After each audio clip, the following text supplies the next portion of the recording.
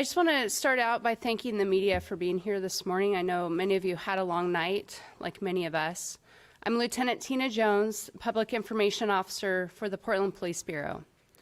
We are here today to talk about the unprecedented events that happened in our city last night. We want to start out by providing some remarks about what happened last night. We've got a list of speakers, and I'll go through that. We'll have some time for some questions, and then we would invite media to come with us as we take a brief public tour and survey of the city downtown. I would like to correct one small thing that I learned after I sent the press release out. I learned that we actually have 2 officers who sustained minor injury and 1 criminalist. So that is a correction from that. So I'd like that reflected, please. Our speakers today will be as follows. Mayor Ted Wheeler, Commissioner Joanne Hardesty, Portland Police Bureau Acting Chief Chris Davis, Portland Fire and Rescue Chief Sarah Boone, Multnomah County Sheriff Mike Reiss, Senior Deputy District Attorney Nathan Vasquez, Pastor Matt Hennessy, Pastor Edie Mondane, and then after that we will take some questions. So first, I would like to introduce Mayor Ted Wheeler.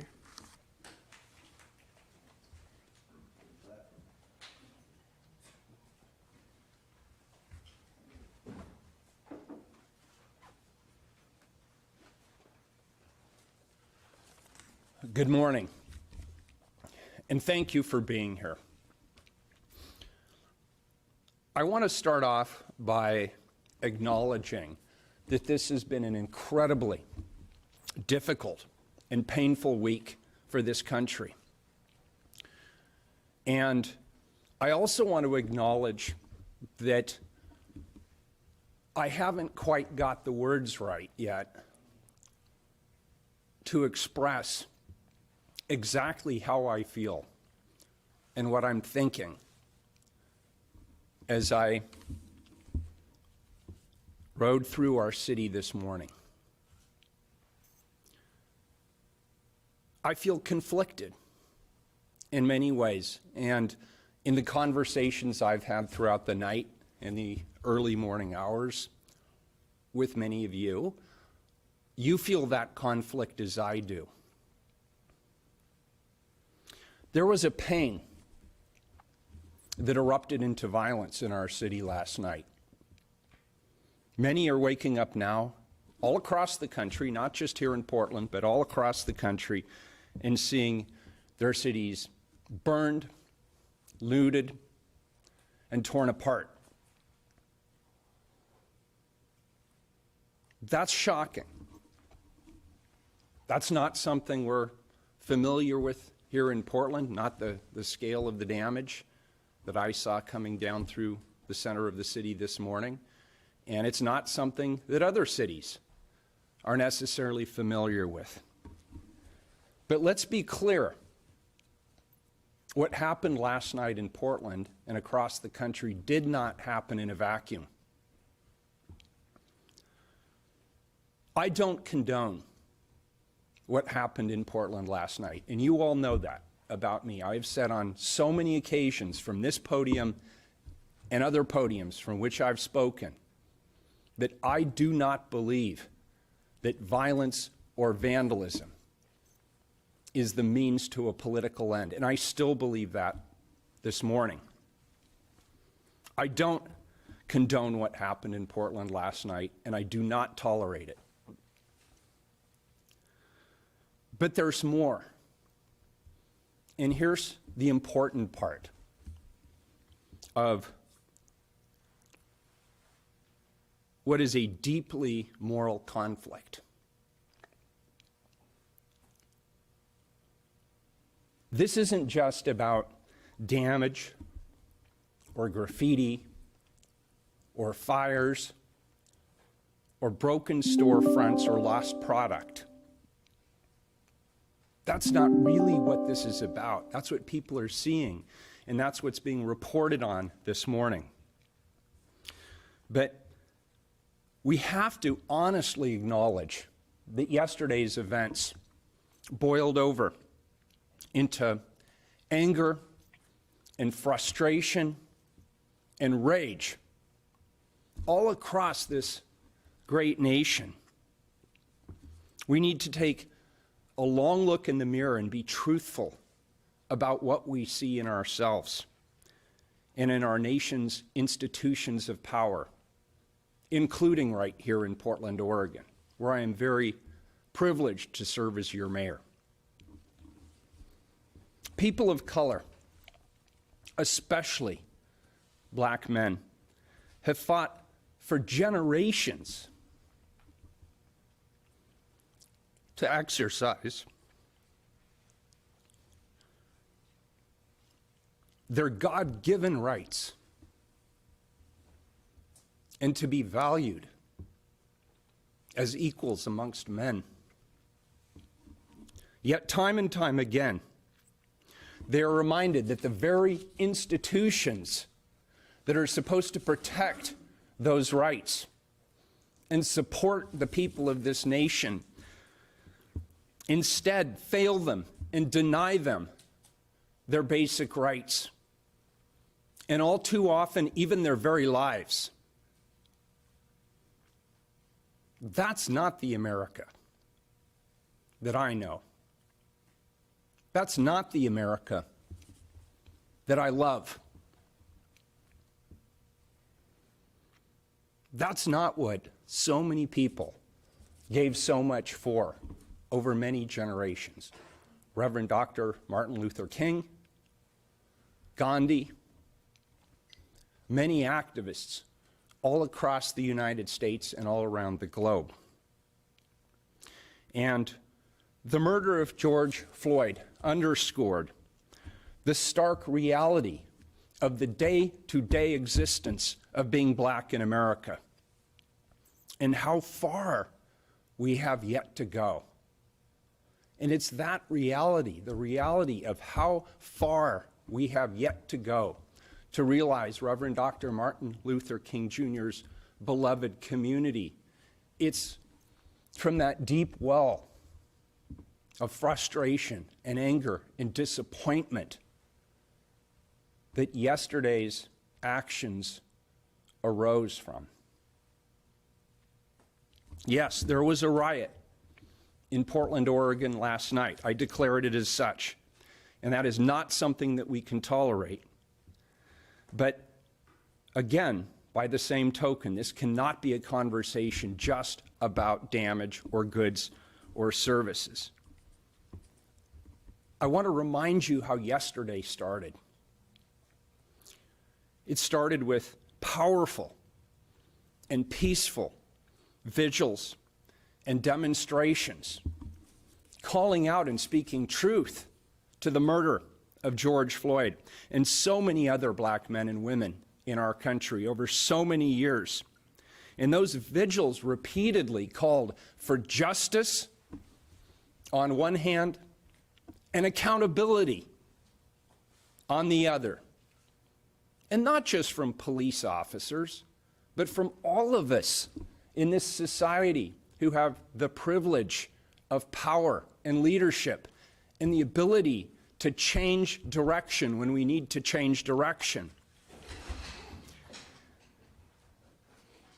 They called on all of us to see the humanity in each other and to honor the fullness of the lives of George Floyd and other black people who've been needlessly killed. This cannot stand. There must be meaningful and lasting change to racist institutions that continue to deeply wound the black community. Any injustice in this nation is an injustice to the people here in our community. And that's why you saw such widespread action yesterday. There was no community in this country that could escape the reality.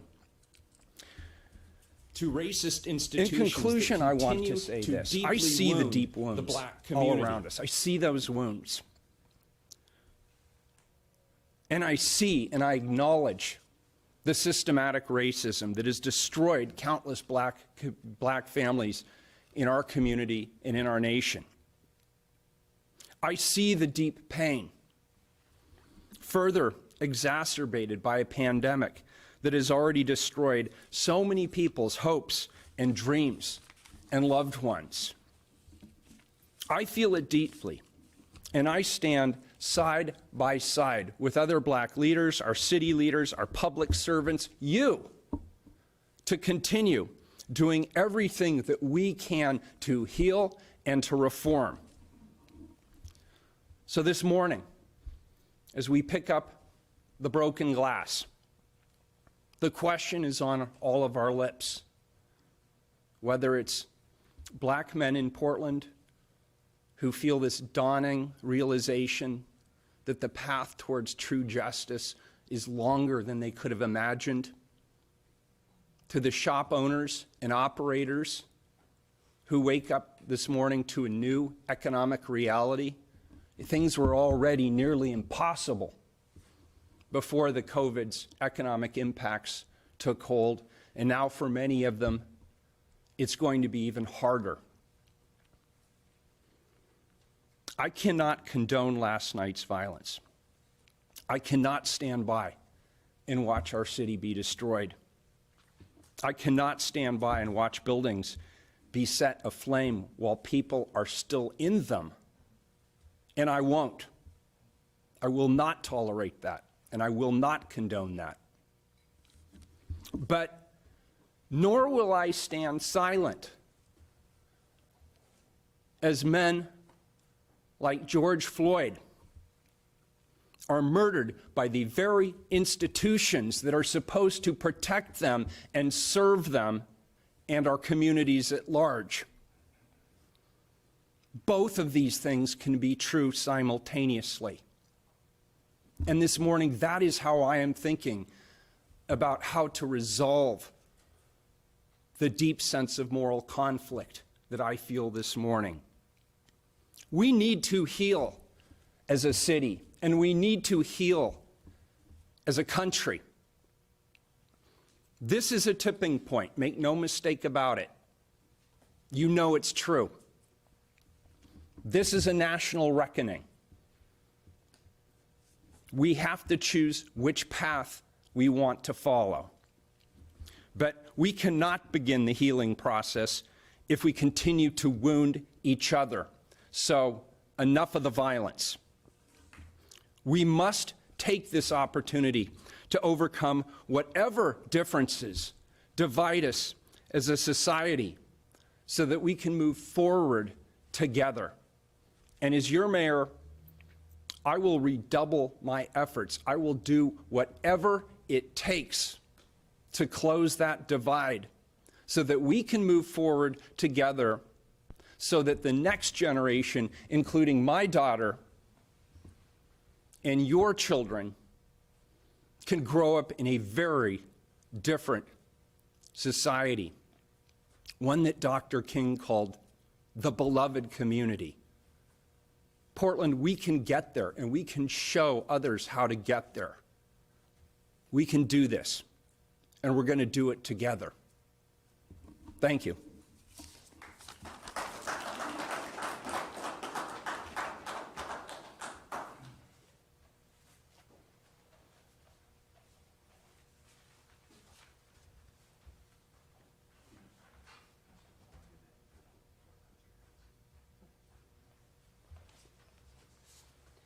Thank you, Mayor Wheeler.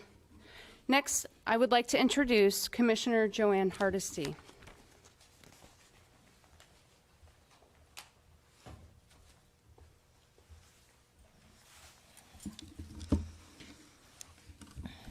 I appreciate you all being here today, but I first want to start with my appreciation for Mayor Wheeler. All of us, when we're facing losing a parent, need to really be focused on what's best to care for our parent. And it is unfortunate that he had to come back to the mess that happened last night. And so I just want to appreciate the fact that if I had been him, I would have stayed with my family and trust that the rest of us would have had his back. So I just really appreciate that. Let me say that, Mayor Wheeler, yesterday started off as a day of reflection. It started off as a day of truth. It started as a day of acknowledging for too long black bodies have been disposable in the United States of America. There are many, many, many activities that took place that were peaceful, that were clear, that were direct. I'm going to divert from the mayor a little because I believe that there was a small group of people who came out last night with every intention of tearing stuff up. And they were going to tear it up no matter how many of them there were. I saw remarkable courage that we've seen over and over and over again by people who are continually damaged by their government. But I want to be crystal clear. What happened last night had nothing to do with Black America. It was not about standing up for Black people's rights. It was not about acknowledging the death and harm that has been taking place. It was merely a small group of people who decided that here's a great opportunity for us to steal stuff and break stuff. I want those people prosecuted. I want them found. I will help go through the video if need be to make sure that anybody that we can identify, that we prosecute to the fullest extent of the law. This city council, your city council, has been working night and day since the pandemic begun to try to help this community deal with the health crisis that we're in, knowing that Black and brown people die at astronomical rates from COVID-19. That's where we've put our energy. That's where we've put our strength. And then for some small group of individuals to decide, at the moment we're about to open back up again for business, let's just bust up all the businesses and steal all the stuff. That is inexcusable. Our community, all of us, will suffer long term because of that selfishness. I want to talk to the people, though, who understand protests, understand how to speak truth to power, understand the difference between right and wrong. I'm talking to you now. It is imperative that you are not silent. Silence is acceptance, and I will not accept that we need justice for Black people at the expense of tearing up our community. We can do both. We can get justice for Black people, but we don't have to destroy our community to do it. We at the City Council have been trying to figure out, with all the tens of thousands of people unemployed in Portland, what are we going to do? How can we help them? And thanks to some stupidity last night, we can add 10,000 or more people to the unemployment list. Not the city I want to live in. Not the kind of activity I would stand behind, ever. I've always been for nonviolent, direct action. And I will leave you with this quote, since this is a Dr. King quote day. I will not remember the words of my enemy, but the silence of my friends. Thank you.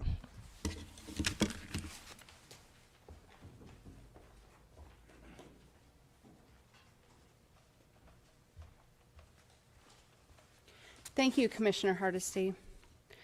Next, I would like to introduce Acting Chief Chris Davis.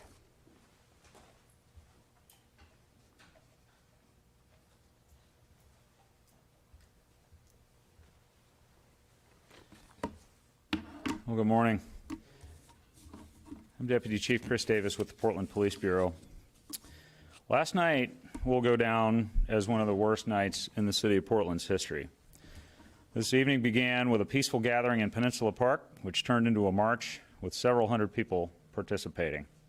During the march, some of the demonstrators started to engage in criminal activity on the way down Martin Luther King Boulevard, breaking windows and causing damages to businesses along the way.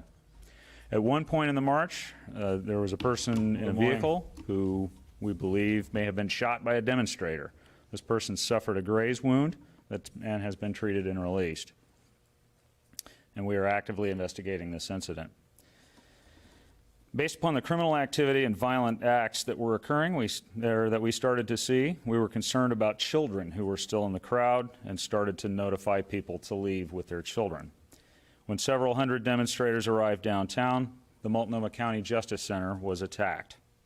Windows were broken, a fire was set inside while there were people working in the building, as well as adults in custody. This put lives at risk and began a series of escalating attacks on businesses throughout downtown Portland. These violent and criminal actions being committed left us with no other option besides using force to disperse what had become an unlawful assembly and eventually a riot. Members of the crowd proceeded to target other locations, break windows, and cause further damage. We requested mutual aid to assist us with taking emergency police calls citywide. We sincerely appreciate our partners with the Multnomah County Sheriff's Office, the Port of Portland Police Department, the Gresham Police Department, and the Washington County Sheriff's Office for their assistance during this critical incident. We know what sparked the original demonstration, and we provided space for those who needed to express grief, and that was the right thing to do. Now, we'll have business owners, public employees, and community members who will be traumatized by the reckless and destructive acts that we witnessed last night. The mass destruction we saw last night in our city is unacceptable. Anger at the police is one thing, we're used to that, but destroying our city is another. We know our community as a whole does not condone mass destruction, and in the coming days we'll be increasing our police presence, not to target anyone, but just to help provide that sense of security that we all have a right to in our community. We'll be leaning on our outside agency and other city government partners, and we'll be working with our community to restore safety, and we'll be doing everything within our lawful authority to identify those responsible for this destruction and make arrests so that our criminal justice system can hold them accountable. We will need our community's help. The investigations into those who participated in arson, riot, attempted murder, and other serious criminal charges has begun. We will do everything we can to identify and hold accountable those responsible for these and other crimes, and we ask our community to come forward with tips. Public safety is a shared responsibility. I want to be very clear. We condemn what we saw in our city last night. This behavior is completely contrary to our values as Portlanders, and we will not tolerate it. I want to sincerely thank the men and women of the Portland Police Bureau, both our sworn officers and our professional staff, for their bravery and their selfless service last night in the face of incredible danger and violence. I also want to thank our partners in the Portland Fire Bureau who rushed into harm's way with our officers to put out fires. Further, I want to again thank our outside agency partners who came to our aid yet again when the chips were down. Finally, I want to thank the overwhelming majority of Portlanders whom we know would never participate in such wanton and reckless destruction. We know we have your support, and we're here for you. Thank you.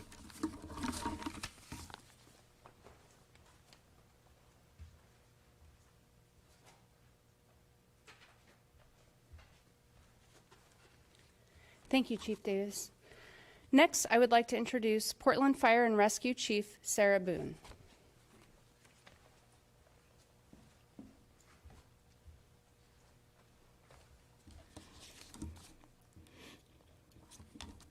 Good afternoon. My name is Sarah Boone, Fire Chief of Portland Fire and Rescue. What I want to say is my number one priority is the protection of this community, all communities that make up the city of Portland. It doesn't matter your economic status. It doesn't matter your lot in life. It doesn't matter your hardships. But I can tell you where my heart lies.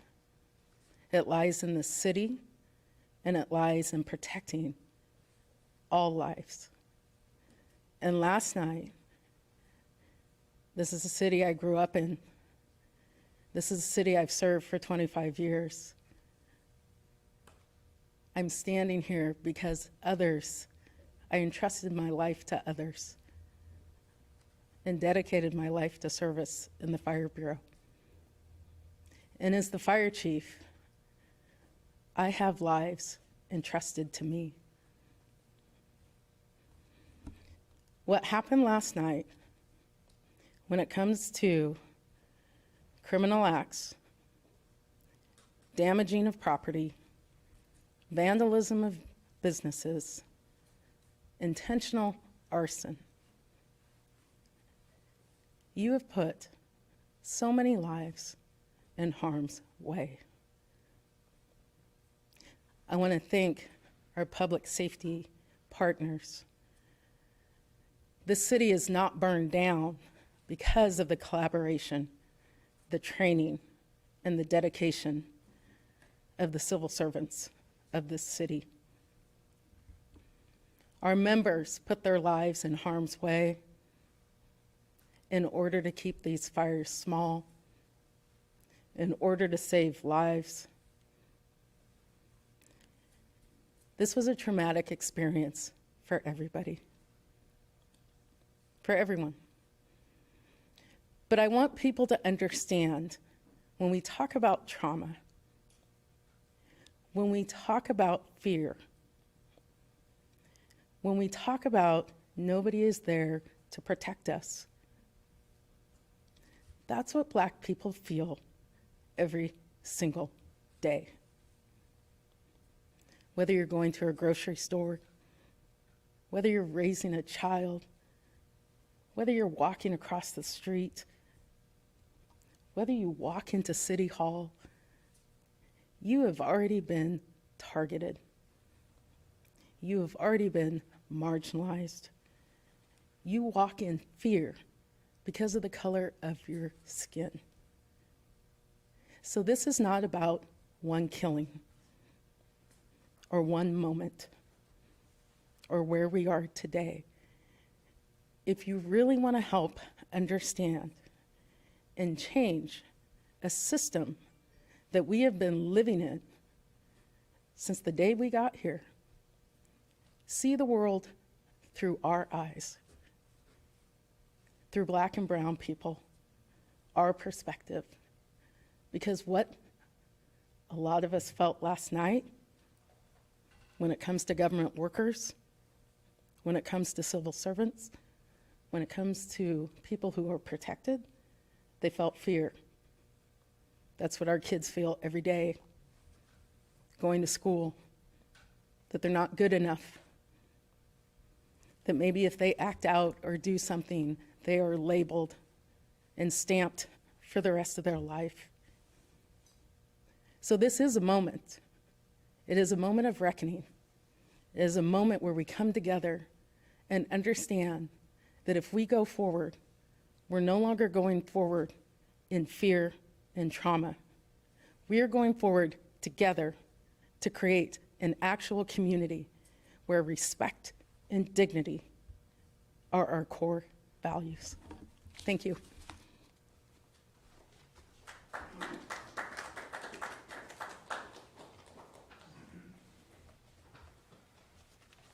Thank you, Chief Boone.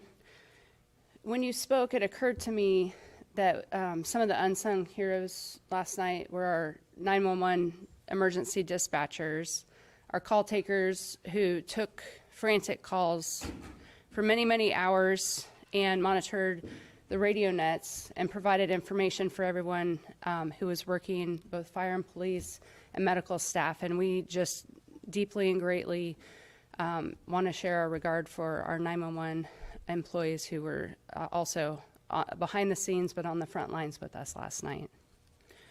Our next guest is Multnomah County Sheriff Mike Reiss.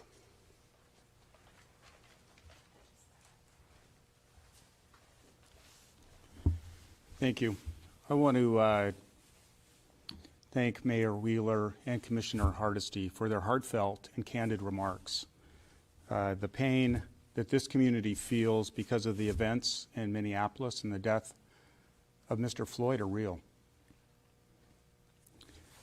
I agree with Commissioner Hardesty that we had peaceful events yesterday that were the right way to protest, the right way to share outrage and pain, and that a small group of people took advantage of those situations and the pain and engaged in tumultuous activity that damaged our community severely. Rioting, looting, and arson are never justifiable. Last night at the Justice Center, we had non-sworn professional staff working in our Corrections Records Division. Their work is essential. They're there 24/7, 365 days a year. They're the backbone of our organization, allowing our corrections deputies, our deputy sheriffs, and other staff to do their good work. As they're sitting at their workstations, they had pieces of concrete the size of softballs come through windows at them. Devices were used to ram through windows, and people came into their workspaces and set them on fire, putting them in grave danger, as well as the adults in our custody, who we feel a deep sense of obligation for their safety. Today, our Multnomah County Sheriff's Office Rapid Response Team, assisted by the Port of Portland and the Gresham Police Department, is working with the Portland Police Bureau in securing the Justice Center. In addition to that, our East County Major Crimes Team is working with the Portland Police Bureau Detective Unit to investigate the crimes that happened last night to hold people accountable. This could have had tragic consequences for many, many people in our city, including our public servants. And last night, seeing the true fear in the faces of our non-sworn professional staff that had to be evacuated out of the building and then escorted out of the building to the safety of their vehicles or their homes. As a leader, it hurt to see that, and the people I'm responsible for their safety, as well as the community's safety, was severely damaged. Obviously, the Justice Center has sustained severe damage. This will impact our ability and the DA's ability and the court's ability to function there for the short term. We have victims of domestic violence that use that facility for restraining orders. We have arraignment courts that happen there and other court processes that are going to be displaced and interrupted in the short term. Thank you very much.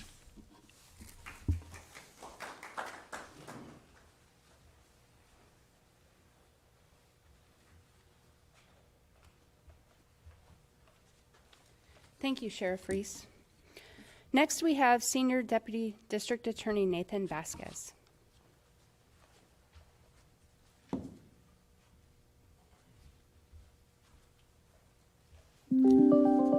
Good morning. I'd like to first say thank you to Mayor Wheeler for being here today and for hosting this event.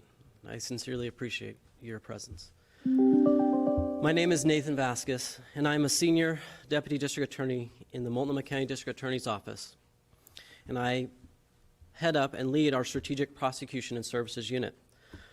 First, I'd like to say the Multnomah County District Attorney's Office proudly supports and encourages peaceful events and vigils, just as the ones that Commissioner Hardesty attended and spoke at yesterday. There is righteousness in the rage over the death of George Floyd, but we cannot allow that indignation and fury to fuel destructive and unlawful behavior like we saw last night and early this morning. We will not ignore calls for change. We have a duty to our community to be advocates for justice, to be advocates for all victims, no matter the color of their skin.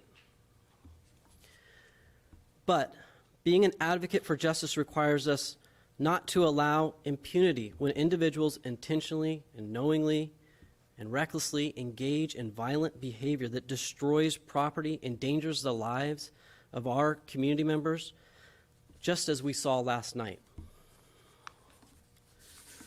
The Multnomah County District Attorney's Office will continue to review and carefully prosecute all cases in this event.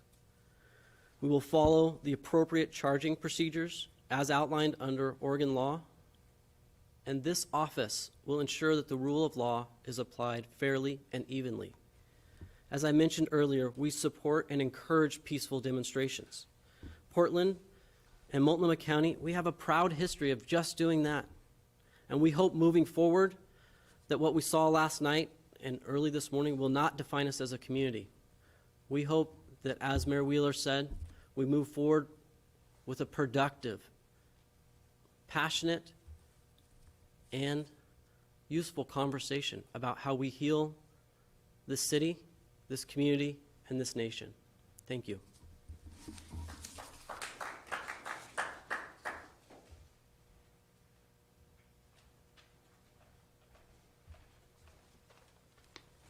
Thank you, Mr. Vasquez. Next, we have Pastor E.D. Mondane.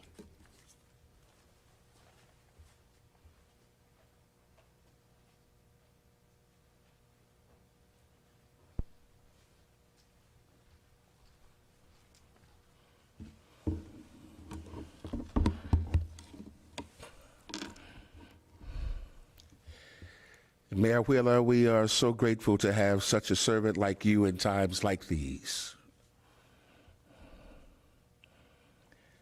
While it remains salient to point out that the institutional racism and police brutality that led Portlanders to demonstrate in the first place yesterday, the self-concern, the casual destruction, and the self-righteous determination to put others in harm's way that was on display last night in this city does absolutely nothing to honor the legacy of George Floyd or to improve the systemic problems that led to his murder. The NAACP as an organization and I as pastor are calling for an approach with the spirit of an ecumenical heart moving forward.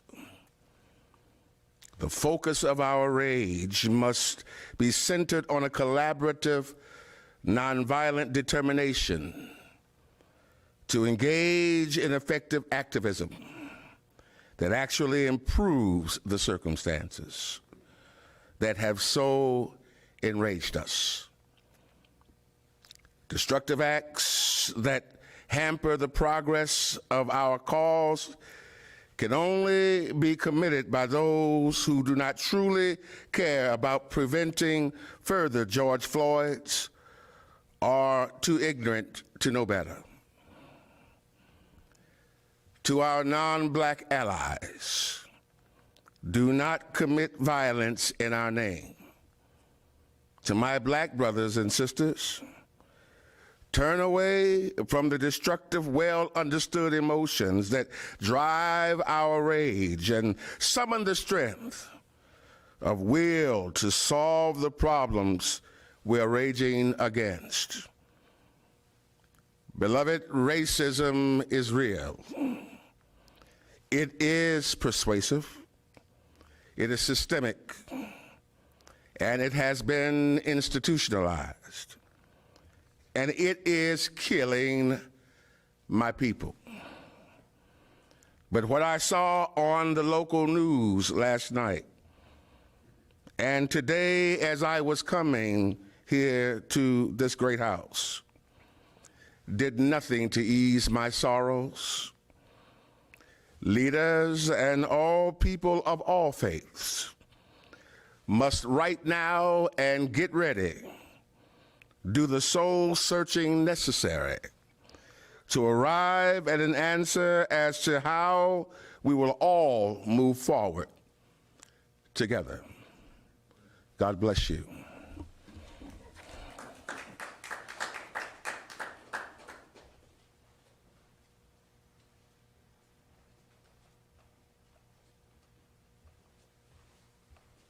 Thank you, Pastor. Our final speaker is Pastor Matt Hennessy.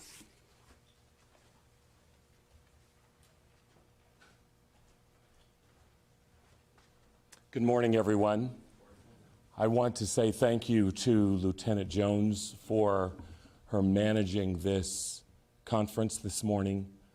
I want to say thank you to our mayor for coming back, for caring about his city, for caring about the people of this city. I'm grateful deeply in my heart for that. I show up. My name is J.W. Matt Hennessy. I'm the pastor of the historic Vancouver Avenue First Baptist Church here in Portland. I am the co-chair of the Ecumenical Ministries of Oregon and share that position with the Reverend Linda Jaramillo. And also we have our president, Jan Elfers, who's here. I'm also grateful for the faith leaders who could make it here today. My friends, this is America's unfinished business. This unfinished business is not just the work of the black community. It is the work of all communities. I am grateful for Commissioner Hardesty and for Apostle Mondane and the work that they did to bring together people yesterday in Terry Shrunk Park. Peaceful, poignant, and important. I am grateful for those who brought together, those who assembled at Peninsula Park last night. I was there, right by the gazebo. Could have gotten up and spoken.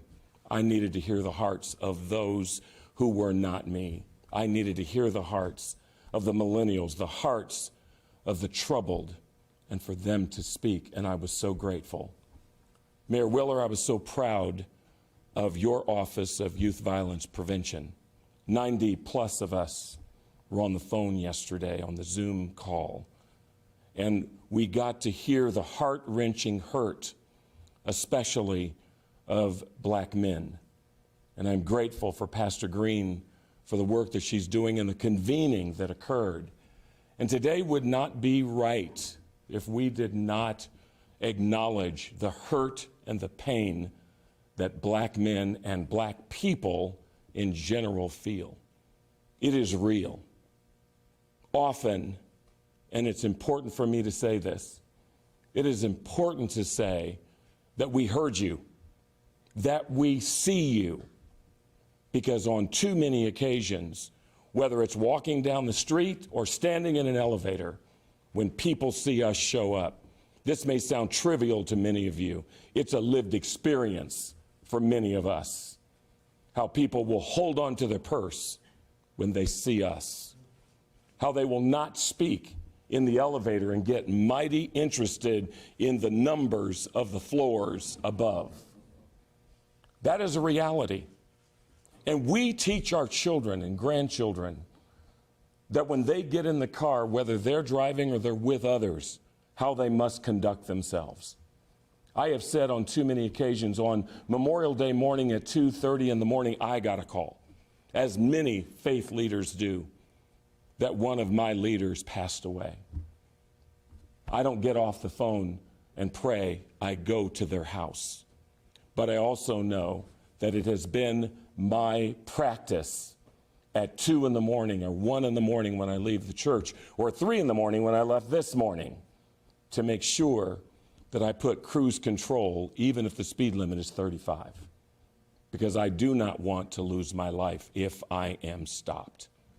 Now, for many people, that may sound weird and strange. It's a reality. We stand in solidarity, not only with the Floyd family, but with every family that has had to deal with the scourge of racism. And let me say, I also pray for an officer who can be as cold-hearted as to have his knee on somebody's neck for that long, and for people to push that person to let him go, to hear the pleads of the man on the ground, and his expression never changes, and that nearly 3 minutes afterwards, he's still there. I am concerned about what we saw play out. I was grateful for the beautiful crowd that showed up at Peninsula Park. It was beautiful. It was Portland at our finest. As I said to a couple of people who asked me how I felt they did when they spoke, I said, great, you just cuss a little bit too much. But it was great. What they were sharing was their pain, and that pain is real. I have to tell you one other thing that's important. I heard criticism of the Portland Police Bureau last night. I was very disappointed to hear that. The Portland Police Bureau knows I've lived in this city more than half my life, 32 years. I have been a critic of the Police Bureau, but I have also stood with them when they're right. The Portland Police Bureau listened to us in our meetings about mass demonstrations. We are the ones, we, the community, are the ones who said, when we have demonstrations, please don't show up as much. Because when you show up, it causes people to feel very triggered just by your presence. The Portland Police Bureau called and talked and communicated with a number of people yesterday. And when they did that, they said, here's what we're going to do. And when I hear criticism that they showed up too late or they weren't on time for this, that, or the other, that is not fair. I take responsibility. I was in those rooms last year and the year before last when we were talking about mass demonstrations, and I too said, when you all show up, it changes the dynamic of everything. They laid back. They couldn't have had a clue with a peaceful demonstration in Terry Trunk Park, a peaceful demonstration at Peninsula Park. They couldn't have had a clue that it was going to go weird downtown. But I know evil when I see it. You know evil when you see it. Those who came and did the looting downtown could not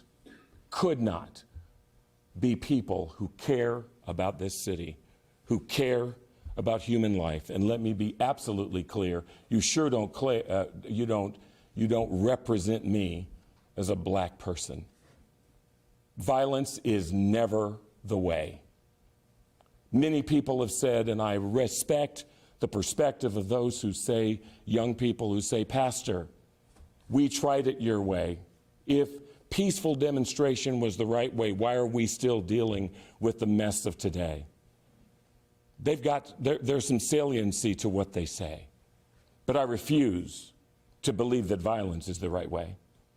I refuse to believe that division is the right way. I believe that it is important that we work together. If Martin Luther King could meet with Bull Connor and sit down with the Grand Wizard of the KKK, we can learn how to live and work with those that we may feel are our enemy. So today, I'm going to beg you for two things. Don't go home and do things business as usual. I want you to teach your children and grandchildren that black people and brown people and other people all have the same citizenship right. There is unfinished business to do. You and I must do it. When you get on the elevator, quit looking up, because we're pretty friendly people. Even walking down the street, I speak to everybody, but it blows me away how many white people will not even look in my direction when I speak. That's my city. But I beg you to look at your brother and sister who doesn't look like you. Nod if you can't speak. Acknowledge that they are there. And my friends, what I know is together we will work this out. I pledge my support. I pledge the support of these faith leaders who are here. And I know very well, Mr. Mayor, you can depend on us. This isn't the end of our conversation. This is just a continuation of our conversation. And there's work to be done. And this unfinished business belongs to us. Let's not leave it for our children and grandchildren. Thank you very much.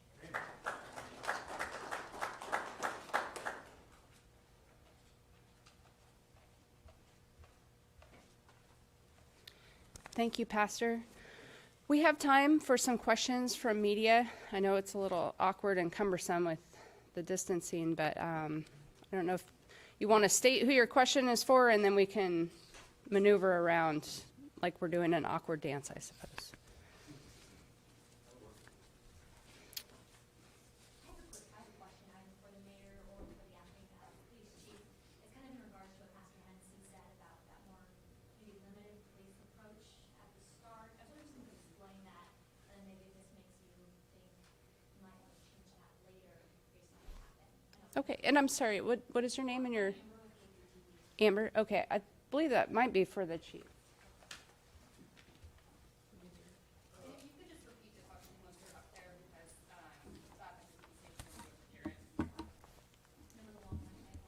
That's okay. Can you, would you please? Okay, yeah, kind of just in response to the initial police presence for the march, and then how, I know Pastor Hennessy was saying it was more limited, that's how they asked, but then kind of what happened, is this going to change things in the future? Well, there's a tendency to want to conflate a protest with what we saw last night, and I want to be really clear that those are two completely different things. We had two protests involving, in one case, hundreds of people right across the street here, and another one with so many people, well over 1,000, that there was a traffic jam trying to get into the park, and the vast majority of those people were not involved in what we saw downtown. So I would say, it's always complicated trying to forecast what you might encounter with a large public gathering, whatever it is, whether it's a protest event, a sporting event, a concert. But no, we aren't going to have any more aggressive police response at protests. That's not the way to prevent what happened last night. And you don't prevent what happened last night by over-policing free speech events. I mean, just say overpacing is what got us into this mess, so why would we want to continue that? Well, my question would be, how do we prevent riots of this nature? And, to follow up, I think there's been some online criticism, and certainly I've heard people saying that they feel like this is the chickens come home to roost, and that this is, relentless. So I would say, what's your response to that? Well, I'll tell you that I will personally take responsibility for the approach that the Portland Police Bureau took to the events yesterday. No one could have predicted what we saw last night, given the information that we had in advance. The way we try to prevent what we saw last night is we try to reach out to organizers.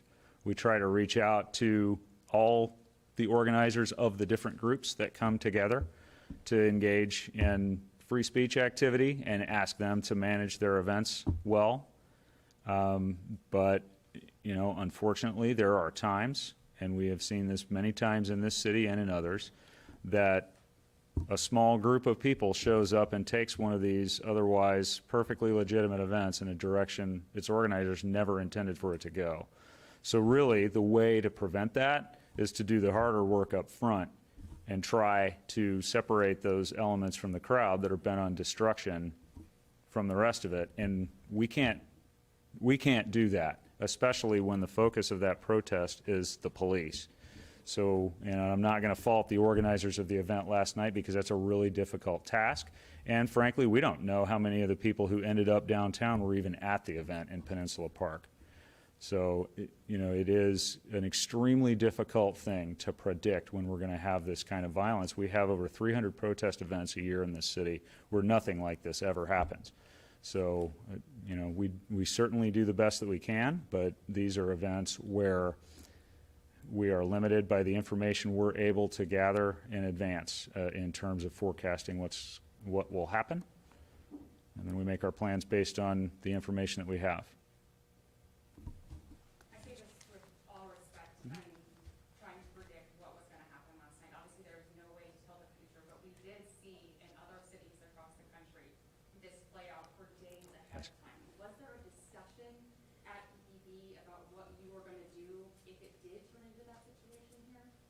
There was, and that's why we had dedicated crowd control resources available. We just didn't use them in Peninsula Park because we knew that it was possible that something like this would happen.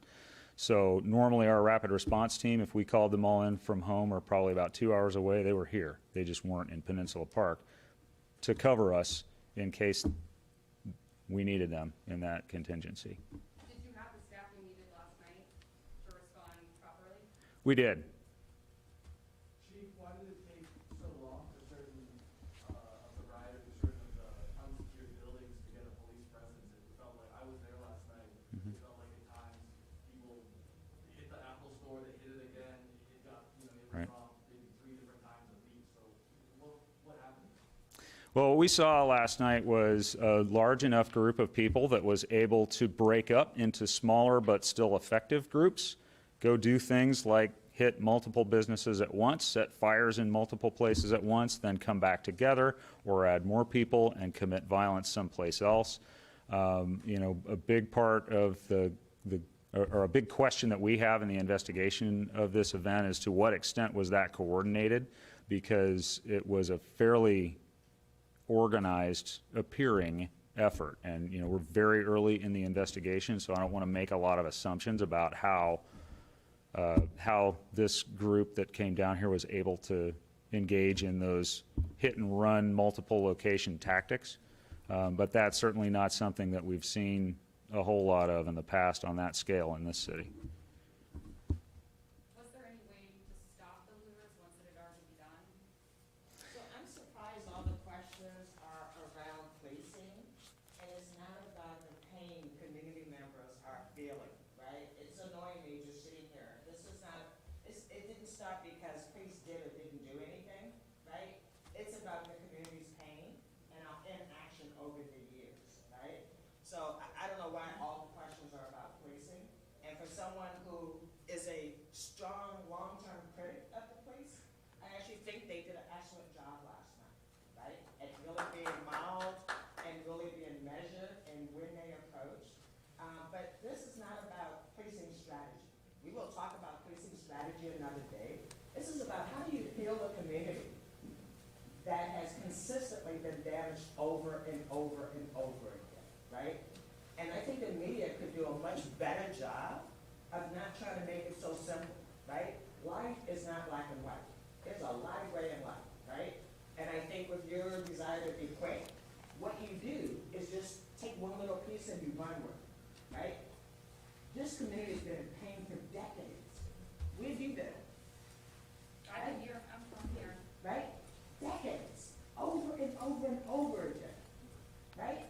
And now we're gonna sit here and talk about police. What should the police have done? Did we have the right? This is not the conversation to have, okay? I respect that, Thank you. Commissioner Hardesty, and I appreciate you. Are there any saying it. questions about the pain that our community has experienced? Because we have community members that can answer that. So You can always call the police bureau and talk about their tactics and strategy. We can, and I 100% understand what you're saying and appreciate your feedback.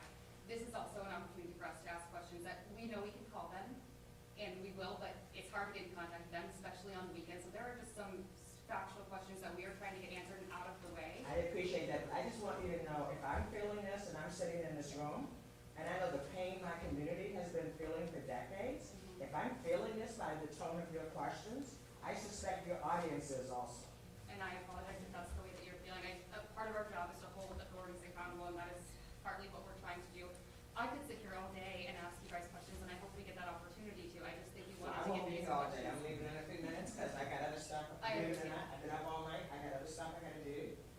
But I think this is a good learning opportunity, right? When the media shows up, the media's focus is very, very narrow. And you can help us educate the people who don't understand what's going on by actually being more thoughtful in what you present. I'll give you a great example. There were 2 young African-American men who were one of the hundreds of looters at Apple. But I only saw those 2 African-American men's picture repeated over and over and over again last night. And I thought to myself, what is going to be the picture of the riot that happened downtown last night? seen one picture for 4 hours playing nonstop. That's the picture that you're giving to the public, but that's not reality, right? I'm not mad at you. I'm not mad at you. I'm not mad at anybody asking a question. But I just want you to know I am frustrated because you're focused on something that, A, we've never had a right of this proportion. So policing strategy notwithstanding, it wasn't about what the police did or didn't do. It's about what we didn't do as a community, as government, as responsible parties, actually to represent the people in our community. All right? And I would just like to say that we've been airing this entire news conference live on TV this whole time, and we've heard all of the incredible and wonderful things that you've said. And in many ways, you guys were able to provide that voice and those answers to the community for the past 40 minutes. And so now we are just trying to get questions that we didn't touch on, that we didn't hear already. I appreciate that. My frustration has actually been around for a while, right? It's been a long week for Black people. I hope it's been a long week for everybody, and not just Black people, right? But when I sit here and I see how narrow the questions are, after all the speakers who spoke, I think media should check themselves and figure out what is the message you want the public to have, right? Because you can help us. We need you desperately to educate the public about what is really going on and what the underlying issue is. But when I see 2 young Black men, I actually turned to somebody and said, I bet those 2 young men are being custody today. And all the story will be about these 2 young African-American men that had Apple computers. But they only had 2. But their picture was done over and over and over. Thank you, Commissioner Hardesty. Thank you for your feedback, Commissioner. Mayor Wheeler, can we ask you a few questions? Yeah. I appreciate you coming back, and I am sorry to hear about your mother, so thank you for coming back for this time.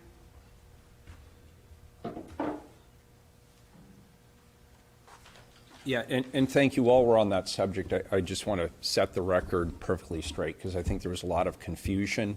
I was not with my mother yesterday. My mother is in hospice care here in Portland. I was with my family, and we were discussing next steps for my mother.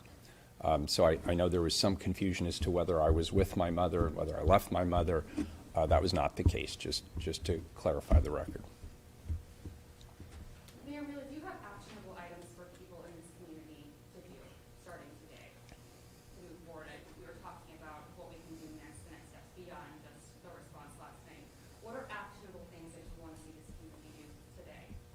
So I hope the first thing that everybody got out of each and every one of the speakers was there is a profound difference between the right to assembly, the right to free speech, the expression of the anger and the frustration that many people are feeling around this nation on one hand, and committing acts of violence and vandalism and breaking the law on the other. And we heard that uniformly from each and every speaker.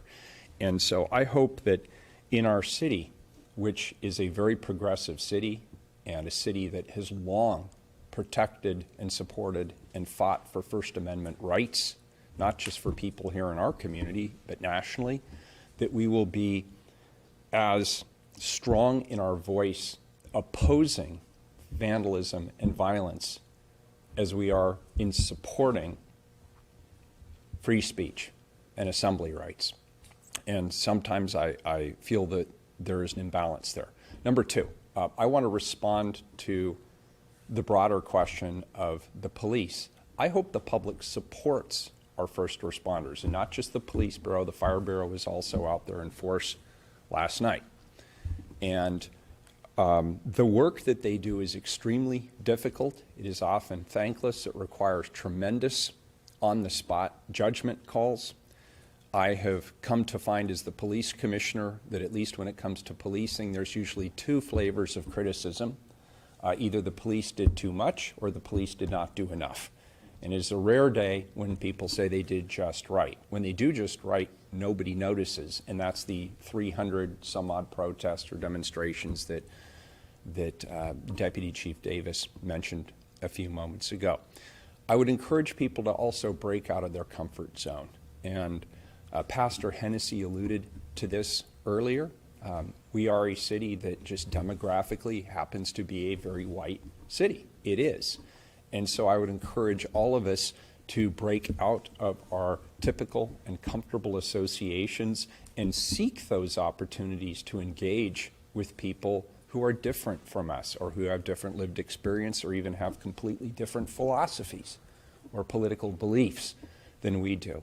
And I'm very concerned that as a society, we are not intentionally seeking those opportunities, but in fact, we are doing the opposite. We are shying away from and almost protecting ourselves from those opportunities. Here in Portland, there are many opportunities for engagement around tables, either through our faith community, through the City of Portland and the Office of Youth Violence Prevention. We heard about a table that was set yesterday that included about 100 people sharing different experiences and different perspectives on how to improve our community. And I would encourage people to contact us and get involved in those types of things. I also have another concrete step. Today, a lot of businesses are going to be in rebuilding mode. They already were with COVID. Let's show some love for our local businesses. I know that this has been a banner couple of months for Amazon.com, good for them, but can we also bring some of those dollars home to our community and to particularly the men and women who locally operate small businesses? They're getting killed by this COVID crisis. And the growth of online commerce relative to what's happening in our community is really disappointing. I would ask people to support local businesses as they reopen. Obviously, be smart about it, given the COVID crisis. But let's not move wholesale lock, stock, and barrel online for our purchases, because if we do not support our local business community, it will not be able to survive. Those are just some of the things that come to mind to me today.